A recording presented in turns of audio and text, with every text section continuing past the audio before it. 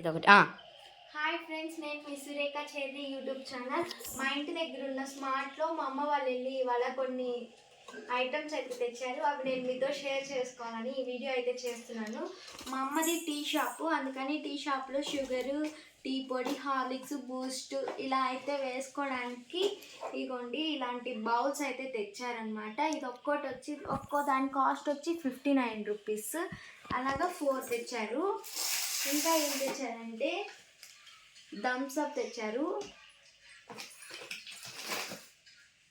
toilet cleaner,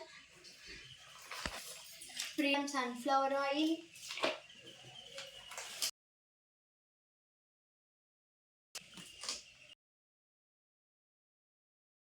ఇష్టమైన mangoes, పర్పు,